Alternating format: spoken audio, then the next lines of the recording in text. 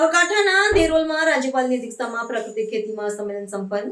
રાજ્યપાલ આચાર્ય દેવવ્રતે ખેડૂતોને રાસાયણિક ખેતી છોડી ગાય આધારિત ખેતી અપનાવવા કર્યું આહવાન। સાબરકાંઠા જિલ્લાના દેરોલ ગામે આવેલા તિરુપતિ ઋષિવન ખાતે રાજ્યપાલ આચાર્ય દેવવ્રતની અધ્યક્ષતામાં પ્રાકૃતિક ખેતીને પ્રોત્સાહન આપવા માટે એક વિશાળ મહાસંમેલનનું આયોજન કરવામાં આવ્યું હતું।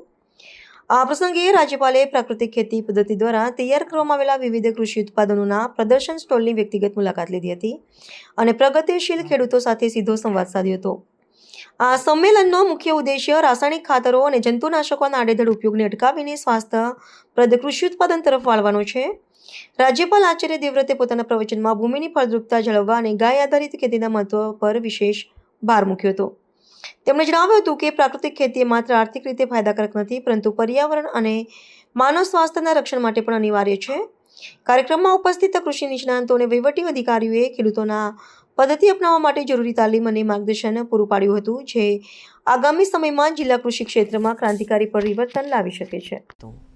તમામ ખેડૂતોને એક વિનંતી છે કે તમે જે શાકભાજી વાવતા હોય, જે ફળફળાદી ઉગાડતા હો, એ પ્રાકૃતિક ખેતી આધારિત બનાવી ઘઉં, ચોખા, કઠોળ જે પણ વાવતા હો, શરૂઆત તમે તમારાથી કરી અને એનો એક વખત અનુભવ લઈ અને આનો વિસ્તાર પ્રત્યેક ખેતર સુધી, પ્રત્યેક ખેડૂત સુધી ઇંચે ઇંચ જમીનની અંદર જે પ્રકૃતિએ આપણી વ્યવસ્થા જે બનાવી છે એ વ્યવસ્થામાં સહભાગી થઈ અને માનવ જીવન બચાવવાનું કામ કરવાનો સંદેશો અહીંથી આપવામાં આવ્યો છે। રાજ્યપાલ સાહેબે જે પ્રકૃતિ ખેતીનું મહાઅભિયાન ઉપાડ્યું છે એમાં અમારી ગ્રીન ગ્લોબલ બ્રિગેડ ટીમ પણ જોઈન્ટ થઈ છે અને આ અભિયાનને દરેક ગામે ગામ અને ખેડૂત પહોંચે એની આ બે મોટા એક રાજ્યપાલ સાહેબના અને ગ્રીન ગ્લોબલ બ્રિગેડના ખેડૂતો ભેગા થઈને આ એક મહાઅભિયાનમાં જોડાયા છે અને આવનાર પેઢીને આ ઝેરી મુક્ત ખેતીમાંથી મુક્ત કરવાનું આજે અમે આ બધાએ ભેગા થઈને અનુરોધ કર્યો છે।